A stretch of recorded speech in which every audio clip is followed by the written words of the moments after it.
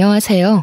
저는 경기도에 살고 4살 된 딸을 혼자 키우고 있는 30대 싱글맘입니다. 혼자 아이를 키운다는 것은 정말 어려운 일 같아요. 아이를 데리고 이혼을 결심했을 때 절대 쉽지 않으리라 생각은 했지만 이 정도로 힘들 거라고는 감히 예상을 못했거든요. 그나마 제가 집에서 프리랜서로 적지 않은 돈을 벌고 있고 친정에서 살며 육아 도움을 받을 수 있어서 이렇게 살고 있지, 아니었으면 아마 진작에 저는 다른 세상 사람이 되었을지도 모르겠네요. 그래도 이젠 어느 정도 안정이 되어 예쁜 우리 딸과 친정 부모님과 함께 즐기며 잘 살아나가고 있네요. 저는 자존심이 정말 강하고 어떤 일에서든지 완벽해야 하는 성격을 가지고 있어요. 결혼 생활도 마찬가지였죠. 다른 누구보다 결혼을 잘해야 했고 완벽한 아내와 엄마가 되어야만 했어요. 하지만 제 삶은 제가 계획한 대로 흘러가지 않았고 결국 이혼을 하게 되었죠. 이혼하고 나서 주변에 이 사실을 알려야 하는데 입이 떨어지지 않더라고요. 그래서 아직도 친구들은 제가 이혼한 사실을 몰라요. 사실 이곳에 처음으로 이혼한 사실을 밝히는 것이랍니다. 솔직히 이혼하고 혼자 아이를 키우는 이야기가 듣기 좋게 들릴 분은 아무도 없겠지만 그래도 저의 살아온 이야기를 듣고 누군가는 여기서 살아갈 힘을 얻게 될 수도 있지 않을까 하는 생각에 큰 용기를 내어 사연을 보내요. 저는 앞서 말한 바와 같이 공부도 꽤 잘했고 좋은 대학 건축공학과를 나와 아주 좋은 회사에 입사했어요. 처음 입사한 회사였음에도 어린 친구가 일도 잘하고 성격도 좋다고 인정받으며 입사 동기보다 더 빠른 진급을 할 수가 있었죠.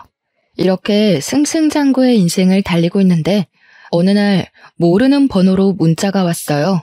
혹시 이정희 씨 핸드폰 맞냐고요. 그래서 제가 이정희 맞는데 누구시냐고 했더니 제가 초등학교 때 정말 많이 좋아했던 남자 동창 김동근이었어요. 동근이와 저는 인생에서 가장 순수했던 초등학교 시절. 서로 너무 좋아했어요. 우리는 항상 아침마다 만나 손을 꼭 잡고 등교를 했어요. 그 모습을 본 친구들이 다들 놀렸지만 그래도 꿋꿋이 손을 잡고 초등학교 6학년까지 같이 등하교했어요. 학교가 마치면 서로의 집에 놀러가 부모님께 인사를 드리고 같이 놀고 책도 읽고 간식도 먹으며 시간을 보냈죠. 전교생이 다 알고 선생님들도 다 알 정도로 유명한 커플이었지만 졸업 후 다른 중학교로 가며 자연스럽게 연락이 끊겼어요. 이랬던 친구에게 연락이 오니 너무 반가웠어요. 그래서 퇴근 후 바로 동근이에게 전화를 걸었죠. 동근이도 마침 우리 회사 근처에 다니고 있었고 그렇게 우리는 몇 번 만나 연애를 시작하고 결혼까지 했어요. 이제는 시부모님이 된 동근이네 부모님도 저를 원래 알고 계셔서인지 매우 잘해주셨고 우리 부모님도 코 질질 흘리며 손잡고 다니던 아이들이 어른이 되어 다시 만난 것을 보면 보통 인연은 아닌 것 같다며 우리의 시작을 응원해 주셨어요. 이렇게 우리는 모두의 축복 속에 아무 문제 없이 결혼하게 되었어요. 결혼 후 바로 저는 임신을 했어요. 임신한 후에도 꼼꼼하고 완벽을 추구했기에 회사에서도 여전히 인정받으며 일을 했고 집에서도 청소며 빨래며 음식이며 완벽하게 집안을 꾸려나갔어요. 시부모님께 일주일에 2번씩 안부 전화도 꼬박꼬박 드리고 생신 때는 제가 직접 장을 보고 생신상을 차리기도 했죠. 매일 아침 6시에 기상을 하고 8시면 집에서 나와 회사로 출근을 하고 7시에 퇴근해서 집에 오면 집안일하며 하루를 마무리했어요. 남편도 저를 틈틈이 도와주려고 했지만 남편 회사는 항상 일이 너무 많았어요. 그래서 야근하고 오면 매일 밤 10시나 11시였고 주말에도 걸핏하면 출근이라 집안일을 할 수가 없었어요. 그래도 저에게 너무 잘해주었어요. 그래서 남편이 집안일을 하나도 못해도 거기에 대해서 불만은 전혀 없었어요. 우리 둘이 합치면 돈도 적지 않게 벌고 집안에서도 회사에서도 정말 완벽에 가까운 생활에 행복함을 느끼며 살고 있었죠. 뱃속의 아기도 저의 행복함을 아는지 주스에 맞게 건강히 잘 크고 있었고 임신 9개월 차에 들어서며 1년의 육아휴직에 들어갔어요. 육아휴직 첫날 아침, 평소처럼 아침 일찍 눈이 떠졌어요. 남편은 출근하고 저는 집에서 그동안 회사 다니느라 바빠서 꾸미지 못했던 아기의 방을 정리하려는데 갑자기 진통이 오기 시작하더라고요. 가진통이라고 하기에는 너무 아팠고 주기도 제법 일정했어요. 뭔가 느낌이 이상해서 택시를 불러 병원을 향했어요. 병원에서는 출산이 시작되었으니 얼른 보호자에게 연락하라고 하더라고요. 저는 남편과 부모님 그리고 시댁에 연락을 했어요. 남편은 저의 연락에 바로 오고 시어머니도 바로 오셨어요. 그리고 부모님은 일이 있어서 지방에 내려가셨다고 빨라야 오늘 밤늦게 갈 수 있다고 하시더라고요. 저는 남편도 있고 시어머니도 있으니 걱정하지 말고 일 보고 천천히 오라고 말씀드렸어요. 본격적인 진통이 시작되면서 양수가 터졌어요. 그런데 아기가 위에서 내려오지 않는다고 하더라고요. 게다가 진통의 주기는 점점 짧고 심해졌어요. 태어나서 처음 느낀 뭐라 말로 표현할 수조차 없는 진통에 정말 이러다 죽겠다 싶었어요. 양수도 터진 데다가 오랜 진통으로 지칠 대로 지쳐서 이제는 힘을 줄 수도 없는 상황이 되었죠. 의사 선생님은 이대로면 산모와 아기 모두가 위험할 수 있다고 판단되어 수술을 해야겠다고 하셨어요. 뭐, 수술한다고요? 안 돼요. 조금 더 자연분만으로 해봐요. 양수도 터졌다면서요. 조금만 더 시도해주세요, 선생님. 어머님, 지금 이대로 가면 아기도 위험하고 산모도 위험합니다. 지금 바로 수술해야 해요. 아유, 선생님, 수술하면 아기가 멍청해지고 허약하대요. 안 그래도 우리 집 첫 손주가 딸이라서 심란한데 그 딸마저 멍청하고 허약하면 어째요? 의사 선생님이 책임질 거예요? 아니, 세상에 제왕절개로 태어나는 사람이 50%가 넘는데 그럼 세상의 절반은 다 멍청하고 허약하답니까? 어디서 듣고 오셨는지 모르겠지만 의학적으로 전혀 근거 없는 이야기예요. 지금 당장 산모 수술해야 한다고요. 나 젊을 때는 밤새 진통해도 수술 없이 애들 잘만 낳았는데 왜 안 된다는 거예요? 그래서 출산하다가 돌아가시는 분도 많았죠. 지금 이런 말할 시간 없고요. 저는 환자분이 무사히 출산을 하게끔 도와야 하는 의사이기에 수술할 겁니다. 그리 아세요. 결국 의사 선생님 말씀대로 저는 수술실로 들어갔어요. 그 후 정신을 차려보니 출산을 마치고 입원실에 누워있고 제 앞에는 남편과 시어머니가 계셨어요. 예, 너는 진통도 좀 참고 힘도 잘 주고 하지. 왜 수술을 해서 아기 미래를 망쳐놓니? 수술하면 아기가 멍청해진다는데 안 그래도 딸이라서 속상한데 멍청하게까지 만들어야겠니? 저는 어머니의 말에 눈물이 났어요. 진통이란 진통은 다 겪고 수술까지 한 사람에게 몸은 괜찮냐고 걱정은 못 해줄 망정 왜 수술했냐고 뭐라고 하시는데 정말 너무 섭섭하더라고요. 그러나 제 몸은 너무 아프니 뭐라고 말도 못하겠고 그저 울기만 했어요. 울고 있는데 친정엄마가 들어오시더라고요. 팅팅 부은 얼굴로 눈과 코가 시뻘개져서 울고 있는 제 모습을 보고 엄마는 깜짝 놀라셨어요. 사돈 왔어요? 아니, 얘가 좀만 더 힘주면 자연분만으로 나을 수 있는데 그걸 못하고 수술을 했지 뭐예요. 사돈도 아시죠? 수술해서 아기 낳으면 허약하고 멍청해지잖아요. 이제 엄마면 좀 아픈 것도 참고 해야지. 그걸 못 참아서. 뭐라고요? 그럼 지금 자연분만 못했다고 이제 막 마취해서 깨어난 아이에게 잡돌이 하셨어요? 잡돌이는 아니고 그냥 아쉬워서 그런 거죠. 아쉬워서. 아쉽긴 뭐가 아쉬워요. 수술해서 아기가 잘못됐어요? 어디 아프대요? 김서방, 아기 뭐 잘못됐어? 아기는 건강히 태어났습니다. 다만 저희 엄마는 앞으로 아기가 잔병치레가 심할까봐 걱정하는 마음에서 하시는 이야기세요. 저희 엄마가 감정이 격해져서 말이 좀 세게 나온 것 같은데 죄송해요. 내가 무슨 말을 세게 했니? 너 지금 장모 왔다고 편드는 거냐? 남편은 시어머니와 엄마에게 여기 병원이니 이제 그만하시라고 말렸어요. 아빠도 주차하고 왔는데 엄마가 사돈과 싸우고 있으니 일단 엄마를 데리고 나가셨어요. 이렇게 제 딸 고은이의 탄생 첫날은 아주 시끌벅적하게 지나갔어요. 시어머니는 말끝마다 아기가 수술로 태어나서 허약하고 멍청할 것이라고 하셨지만 고은이는 조리원에서 아주 잘 지내다가 건강히 퇴소했어요. 고은이를 안고 남편과 함께 오랜만에 집에 들어갔는데 시어머니가 집에 와 계시는 게 아니겠어요? 저는 조금 당황했지만 첫손준이 많이 보고 싶으셔서 그런가 보다 했는데 그게 아니었어요. 여보가 그동안 회사 다니느라 산후조리는 생각도 하지 못했잖아. 그런데 보니까 다들 조리원 후에는 산후조리 해주시는 이모님 도움받아서 산후조리 하더라고.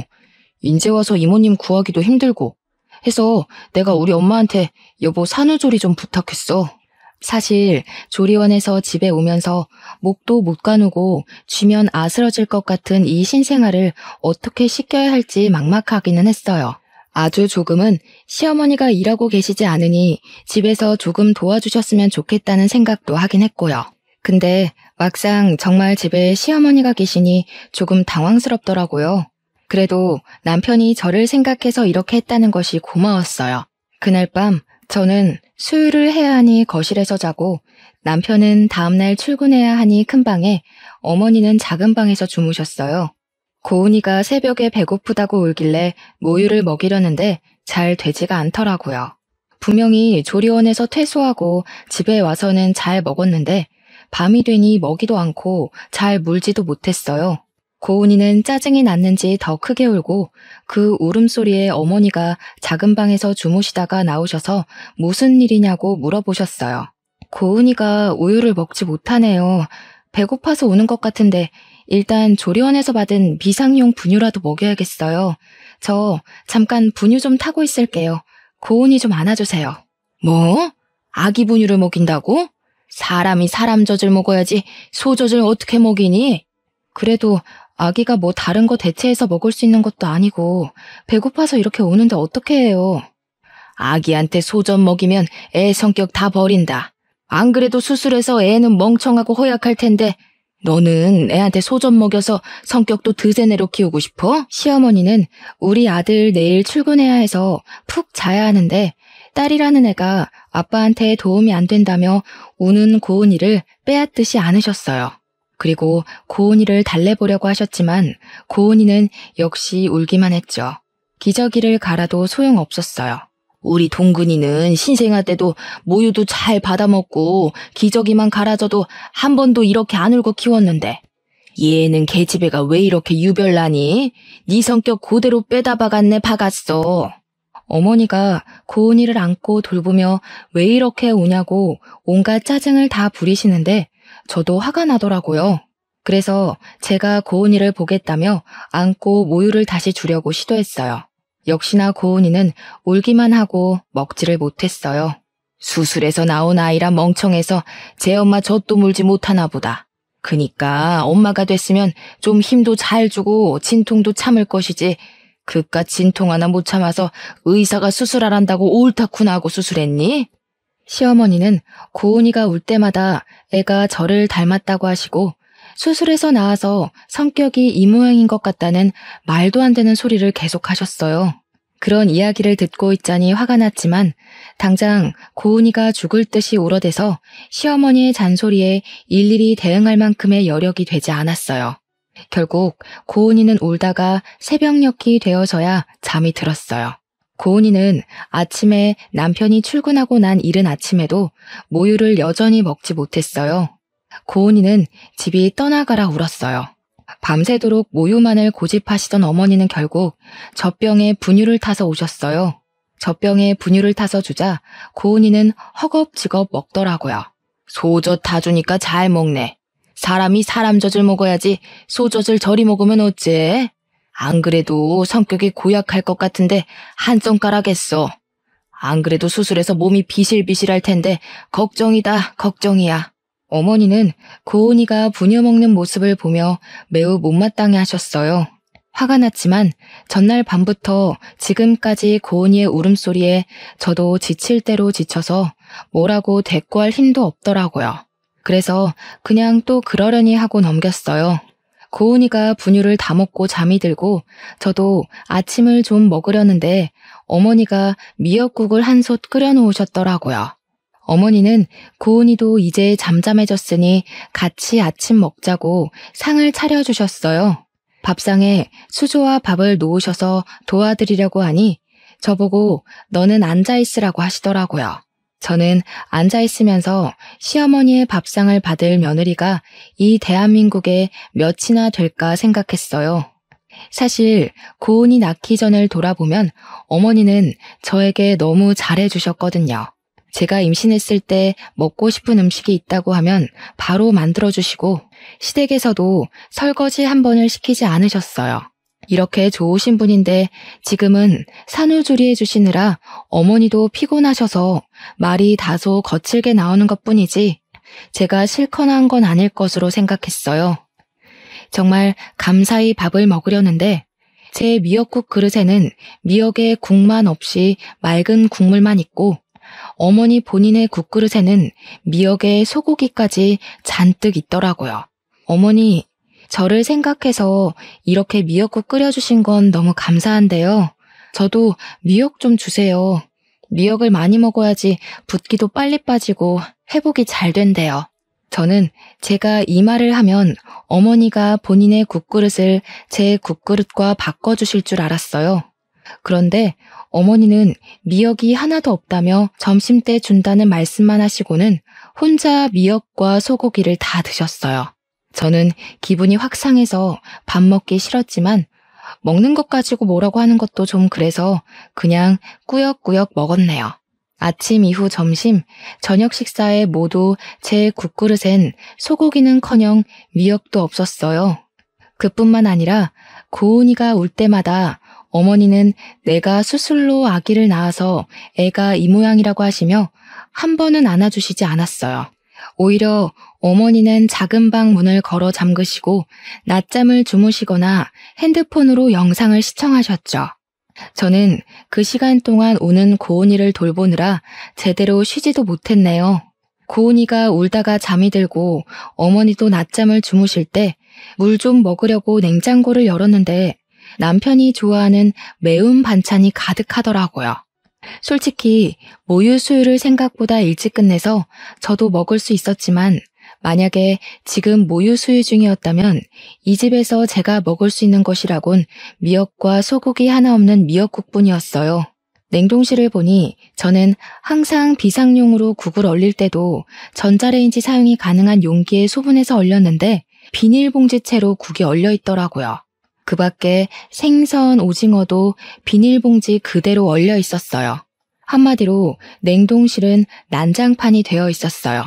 당장 다 꺼내서 정리하고 싶었지만 고은이가 또 울어서 어쩔 수 없이 그냥 두었네요. 그렇게 전쟁 같은 하루가 지나고 밤이 되어 남편이 퇴근했어요. 어머니는 남편이 오자마자 오늘 미역국 끓여서 제 밥상 차려주고 고은이도 봐주느라 온몸이 쑤신다고 하셨어요. 어머니의 이야기만 들은 남편은 세상에 이런 어머니가 어딨냐며 우리 엄마한테 효도하라고 하더라고요. 어머니가 제 밥상을 차려주시기는 했지만 고기나 미역이 하나도 없는 맑은 국만 차려주셨고 고은이를 봐주기는커녕 종일 단 한 번도 안아주시지도 않았는데 그런 이야기를 듣고 있으니 짜증이 나더라고요. 어머니는 오늘 종일 작은 방에서 주무시거나 핸드폰만 보고 계셨잖아요. 고은이를 안고 먹이고 씻기고 한 건 전데 왜 어머니가 온몸이 쑤시는지 모르겠네요. 아까 잠깐 낮잠 잔 거로 그러는 거니? 어제 고은이가 오는 통에 잠을 거의 못 잤잖아. 그래서 피곤해서 잠깐 작은 방에서 잠을 잔 거였는데 그때 고은이가 많이 울었나 보네. 우리 아가 오늘 힘들었겠다. 내일은 내가 고은이 많이 볼 테니 넌 좀 쉬어. 알았지? 아들 앞이라고 목소리가 싹 바뀌어서 사근사근하게 이야기하시는데 정말 기가 막히더라고요. 저는 소고기나 미역 하나 없는 미역 국물만 먹었다고 이야기하려고 했지만 종일 일하고 온 남편이 너무 피곤해 보여서 더 이야기하지 않았네요. 이렇게 속 터지고 답답한 생활이 일주일째 계속되었어요. 일주일이 지나자 어머니는 언제까지 자신이 밥을 차려줘야 하냐며 제가 알아서 밥 차려 먹으라고 하더라고요. 저는 그런 어머니가 빨리 집에 가셨으면 하는데 자꾸 저의 몸 상태로 고은이를 잘 돌볼 수 있겠냐며 걱정된다며 가시지 않았어요. 그래서 저의 몸이 많이 회복되고 고은이를 잘 돌보면 빨리 가시지 않을까 하는 생각에 고은이가 자는 동안 미역국도 끓이고 반찬도 몇 가지 만들어 밥상을 차렸어요. 저 혼자 먹으려고 차리기는 했지만 어머니가 계시는데 혼자 먹기는 좀 그렇잖아요. 그래서 어머니께 식사하시겠냐고 여쭈니 알겠다고 하시더라고요. 그렇게 둘이 말도 없이 어색한 식사를 마쳤어요. 다 먹고 나서 아직 어머니가 설거지 정도는 해주시리라 기대했지만 역시나 설거지도 제 몫이었어요. 그렇게 저 혼자 반찬하고 아기 보고 어머니 배고프시다니 밥상도 차리고 설거지도 하는데 과연 이것이 저의 산후조리인가 아니면 시어머니의 산후조리인가 싶더라고요. 답답한 마음에 밤에 어머니 주무실 때 남편에게 하소연도 했지만 남편은 어머니라고 편하시겠냐며 나이 드시고 힘드신데 그래도 며느리 생각해서 이렇게 계시는데 조금만 더 참으라고 하더라고요. 제가 회복되는 모습 보면 바로 가실 것이라고요. 그렇게 힘들고 답답한 일상을 이어가던 중 제 여동생 정은이가 조카 고은이를 보러 왔어요. 정은이는 고맙게도 제가 평소에 좋아하는 멜론을 사왔더라고요. 어머니는 정은이가 가져온 멜론을 보며 자신도 멜론을 너무 좋아한다고 하시며 멜론을 가져가시더라고요. 그러더니 주방에서 멜론을 깎으시길래 우리에게 주시려는 줄 알았는데 깎은 멜론을 들고 잘 먹겠다며 작은 방에 들어가셨어요. 결국 손님으로 온 정은이가 자신이 사온 멜론을 직접 깎아서 먹었답니다. 이후 고은이를 보며 이런저런 이야기를 하다 보니 점심시간이 되었어요. 제가 같이 점심을 먹으려고 밥을 하려고 주방에 가니 정은이가 놀라서 쫓아오더라고요. 언니는 산후조리 중인데 왜 밥을 하냐고요. 그러면서 평소에도 설마 시어머니는 하나도 도와주시지 않고 언니 혼자 밥 차리고 고은이 돌보고 한 거냐고 하며 걱정하더라고요. 저는 정은이가 걱정할까봐 아니라고 대충 둘러댔어요.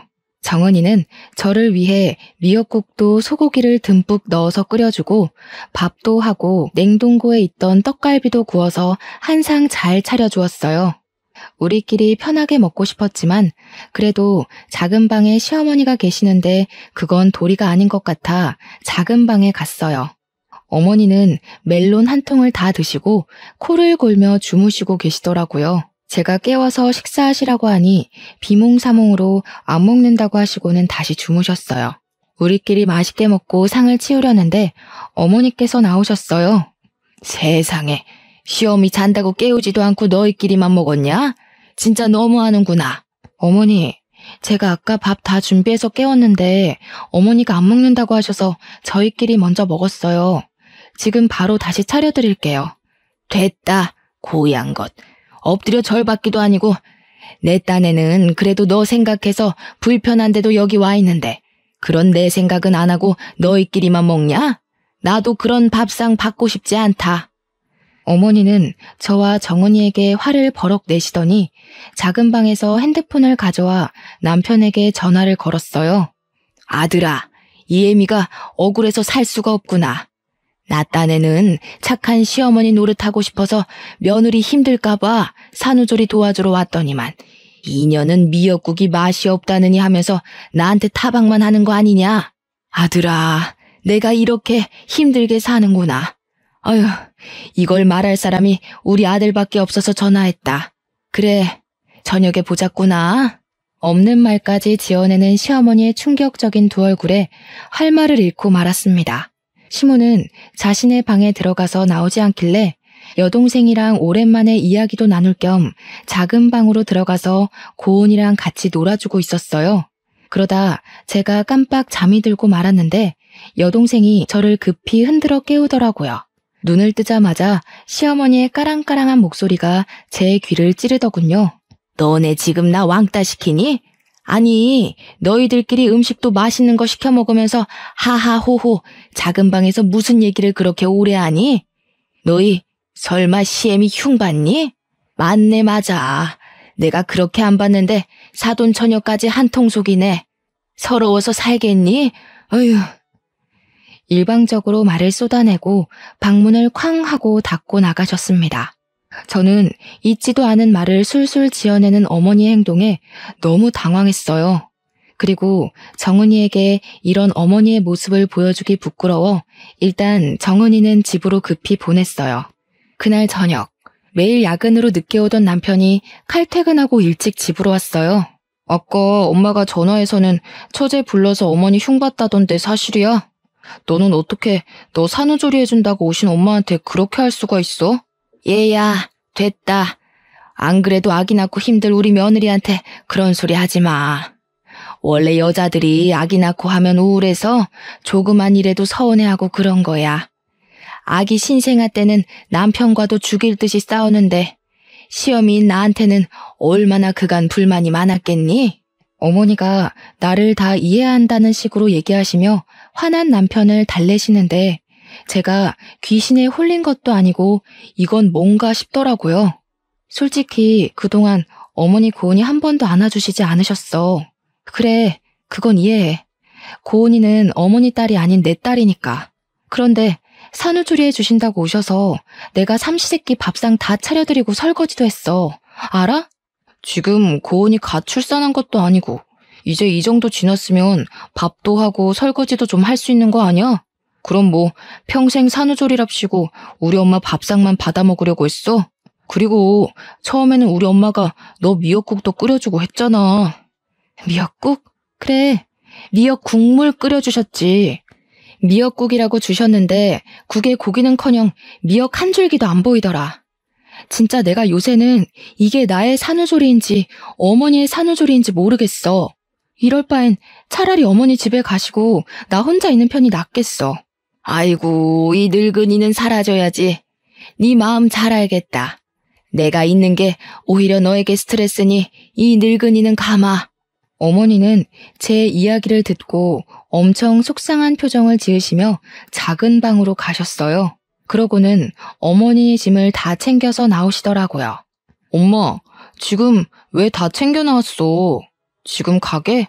이렇게 어두운데 어디를 가? 가더라도 내일 날 밝으면 가고 오늘 밤은 우리 집에서 자요. 내일 주말이라 쉬니까 내가 집까지 모셔다 드릴게. 이 늙은이 이 집에서 필요도 없는데 빨리 나가줘야지. 그리고 동근아, 정희한테 너무 뭐라고 하지 마라. 여자가 출산하고 나면 호르몬 변화로 성격 좋은 사람들도 화가 많아지고 작은 일에도 울고 그래. 그러니까 네가 이해해줘. 야, 너는 엄마가 이렇게까지 널 생각하는데 그 앞에서 엄마 꼭 그딴 말을 짓거려야겠냐? 어? 남편은 제 화를 주체하지 못해 제게 소리를 질렀고 그 소리를 듣고 고은이는 깜짝 놀라 자지러지게 울기 시작했어요. 우는 고은이를 데리고 일단 큰 방으로 들어가 진정시키는데 저도 서러워서 눈물이 나더라고요. 그렇게 저도 울고 고은이 울며 밤을 보냈답니다. 다음날 저녁 때 깜짝 놀란 고은이는 새벽 내내 자다 깨서 울었어요. 그 덕에 저도 고은이를 달래다가 새벽녘에 겨우 잠이 들어 늦잠을 잤어요. 큰 방에서 일어나서 나가려는데 어머니와 남편이 거실에서 작은 소리로 이야기를 하더라고요. 내가 아는 사람이 회사 대표인데 자기 비서가 20대 후반인데 재테크를 아주 기막히게 잘해서 모은 재산이 많대. 그냥 정이랑 이혼하고 그 여자나 만나봐. 쇠장가를 가라고? 그럼 정이랑 고은이는 어쩌고. 아들도 아니고 딸인데 그냥 양육권 쟤 줘버려. 어제 보니까 정이 성격이 보통 성격도 아니고 고은이도 수술해서 나와서 보나마나 멍청할 것이고 엄마 닮아 성격도 좋지 않을 거야. 괜히 전현들에게 발목 잡히지 말고 이혼해서 새 출발해. 엄마, 아무리 그래도 그건 아니지. 사람이 어떻게 자기 처자식 버리고 새 출발을 해. 이미 그 회사 대표한테 다 이야기했어. 정 그러면 그냥 가서 밥만 먹고 와. 밥은 먹고 올 수 있잖아. 날짜도 이미 다음 주 저녁으로 잡았어. 밥만 먹어, 밥만. 알겠지? 저는 어머니의 얘기를 듣고 기가 막혔어요. 그런데 여기서 다 들었다고 나가면 분명히 어머니는 시치미를 뚝 떼며 아니라고 할 것이 분명해서 일단 듣고 가만히 있었어요. 방에 있는데 생각할수록 어이가 없어서 정은이한테 카톡으로 제가 들은 이야기를 다 말했어요. 그런데 정은이가 뭔가 자기 이야기 같다고 하는 거예요. 얼마 전에 회사 대표님이 자기에게 좋은 사람이 있다며 소개해준다길래 다음 주에 날짜를 잡았다는 거예요. 생각해보니 정은이도 회사 대표의 비서예요. 그리고 어릴 때부터 금융에 관심이 많아서 주식, 부동산 등에 투자하며 돈을 잘 굴렸고 그래서 지금 가진 돈도 많아요. 저와 정은이는 남편이 소개받을 사람이 바로 제 동생이라는 확신이 들었어요. 이거 어떻게 해야 하나 고민하고 있는데 정은이에게 카톡이 오더라고요. 언니는 형부랑 어떻게 하고 싶냐고요. 솔직히 수술해서 낳은 애라서 멍청하다. 소젖 먹고 커서 성격이 고약하다는 등의 막말하고 산후조리한답시고 오셔서는 저에게 매일 밥상을 요구하시는 모습에 더는 가족으로 살지 못하겠다 생각하고 있었거든요. 게다가 남편은 그 사이에서 중간 역할도 못하고 무조건 지 엄마 편이니 이혼하고 싶다고 솔직히 이야기했죠. 정은이는 그럼 어차피 이혼할 거면 일단 조금 더 참고 살다가 복수라도 시원하게 하고 끝내라고 하더라고요. 일단 소개팅은 무산시키지 않고 진행하기로 했어요. 단 시어머니와 남편이 여동생의 얼굴을 알고 있으니 연기자 준비를 하는 여동생 친구에게 부탁해서 대신 나가달라고 했죠. 그리고 다음 데이트 약속까지 잡고 오라고 부탁했어요. 드디어 소개팅 날. 남편은 제게 야근한다고 하고 여동생의 친구와 소개팅을 했어요. 정은이는 몰래 숨어서 자기 친구와 형부가 소개팅하는 장면을 지켜봤어요. 저는 고은이를 봐야 하니 가지는 못했지만 정은이가 실시간으로 사진을 찍어서 보내줬어요. 맨날 고은이 보느라 집에서 꾸밀 틈이 없는 저만 보다가 늘씬하고 예쁜 20대 여성을 보니 좋은지 표정이 아주 좋아 죽더라고요.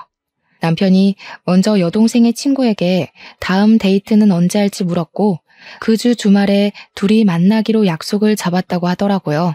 주말이 되었어요. 남편은 회사 사람들과 낚시하러 간다고 하며 정장을 쫙 빼입더라고요. 그래서 제가 낚시하는데 웬 정장을 입었냐고 물으니 친구가 결혼식을 해서 결혼식 갔다가 회사 사람들과 낚시한다고 하더라고요.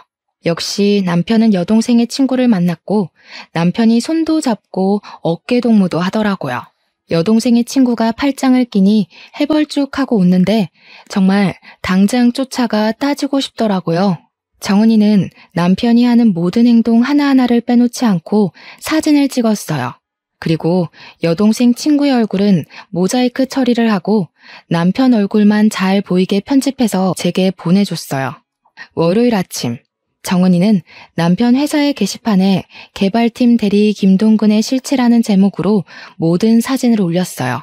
그 내용은 김동근 대리는 아직 돌도 되지 않은 예쁜 딸을 둔 아빠인데 집에 부인과 딸이 있음에도 불구하고 부인이 지겨웠는지 내 친구를 만나고 있다고 썼어요.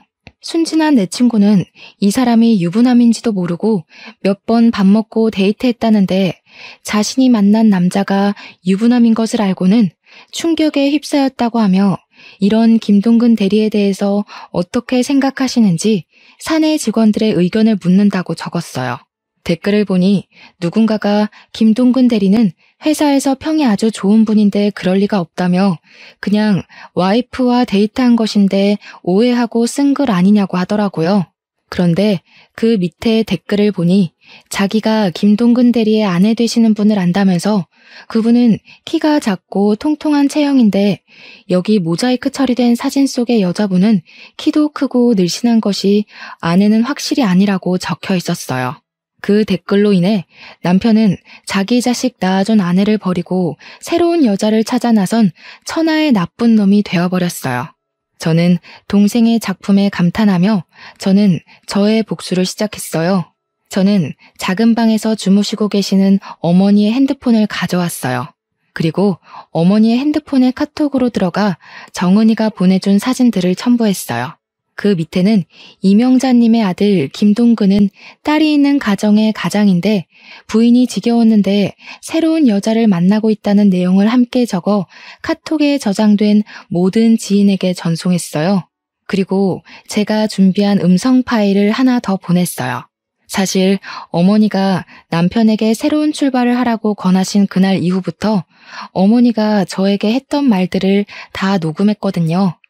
그 녹음 파일에는 고은이가 울 때마다 제가 수술로 나와서 애가 멍청하다고 하신 말, 제게 집안일을 시키고 집안일을 제대로 하지 못하면 너는 얼굴도 못생겨서 일도 못한다고 구박하셨던 말, 인격 모독한 말과 욕설을 하신 것까지 매우 상세하게 녹음했어요. 그리고 이 모든 것을 듣기 좋게 편집을 했어요. 요새는 핸드폰 어플이 잘 나와서 음성 파일 편집은 아주 쉽더라고요. 그 후 이명자님의 산후조리 중인 며느리에게 했던 말이라는 제목을 써서 이 음성 파일을 카톡에 저장된 모든 사람에게 보냈어요. 잠시 뒤 어머니 핸드폰으로 전화가 오고 카톡 오고 난리가 났어요.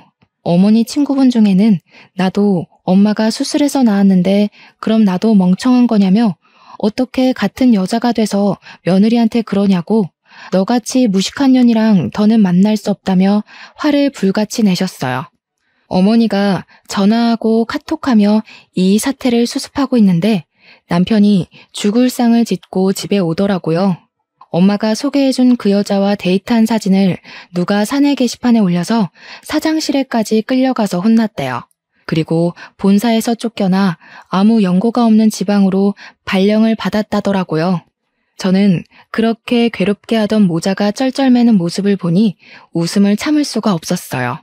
저는 그 모습을 보며 깔깔거리며 웃었어요. 남편과 어머니는 이 심각한 상황에 갑자기 웃고 있는 저를 보며 이해 못하겠다는 표정을 지으시더라고요. 그래서 두 사람에게 사실 이 모든 일을 저와 제 동생이 계획했다고 말했어요. 그럼 너랑 처제가 이 모든 걸 다 계획한 거라고? 왜? 도대체 왜? 아무리 그래도 그렇지 어떻게 네가 남편과 시어미한테 이럴 수가 있냐? 네가 그러고도 사람이냐? 그러니까 저한테 적당히 하셨어야죠. 어머니가 그동안 고은이 울고 뗐을 때마다 수술로 나와서 애가 멍청해서 저런다며 하실 때 저 정말 속상했지만 참았어요. 제가 사랑하는 남편을 낳아주신 어머니시고 또 어머니도 힘드시니 이러시는 거겠지 했어요. 근데 왜? 우리끼리의 문제를 왜 밖에 퍼뜨려서 이렇게 쪽팔리게 만드냐고 왜? 그런데 어머니가 남편에게 새살림 차리라고 하시는데 정말 그때는 못 참겠더라고요. 아니, 그 와중에 제가 더는 참을 이유가 없죠. 이미 두 사람은 저와 고은이를 버리고 다른 살림을 차릴 계획을 세우는데 제가 왜요? 그럼 그냥 나에게 얘기라도 했어야지. 이야기? 너 그동안 내가 얘기하면 듣는 척이라도 했니? 어머니한테 막말, 욕설 들을 때 어머니가 이렇게 하셨다고 얘기하면 우리 엄마가 그럴 리가 없다며 내 이야기는 들으려 하지도 않고 오로지 네 엄마 편만 드는 너한테 내가 무슨 얘기를 해. 내 입만 아프지. 그래도 좀 더 나한테 얘기를 하지 그랬어. 꼭 이렇게까지 일을 크게 벌려야겠어? 우리 고은이는 어떡하라고. 고은이를 그렇게 생각하는 양반이 젊은 여자랑 손잡고 어깨동무하고 다니냐? 인제 와서 고은이 핑계를 대면서 날 막으려는 생각하지 마. 다 필요 없고 이혼이야. 우리 이혼해. 아, 너는 새장가 가야 하니까 고은이는 내가 데리고 살게. 양육권 꿈도 꾸지 마라.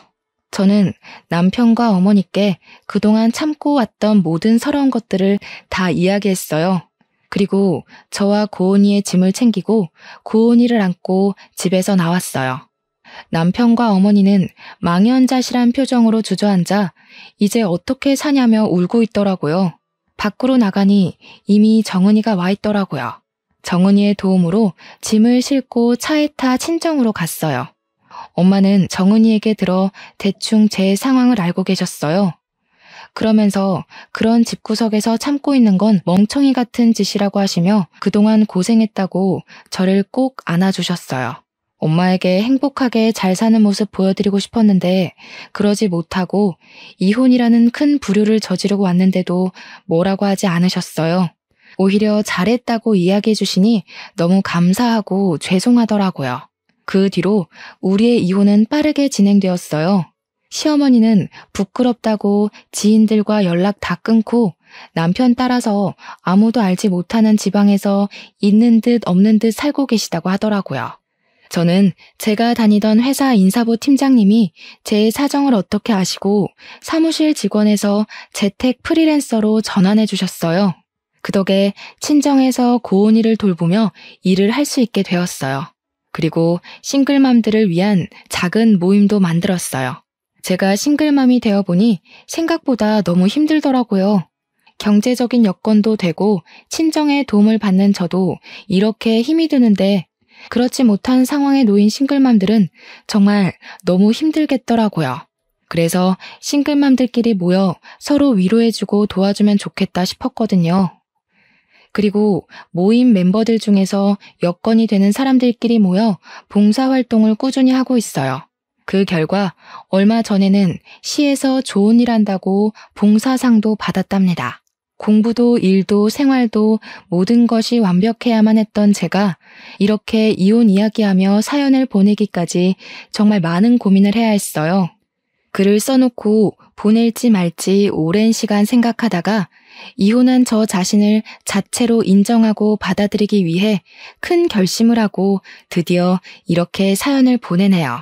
그동안 꽁꽁 숨겨왔던 저의 비밀 이야기를 털어놓고 나니 속이 다 후련하고 시원하네요.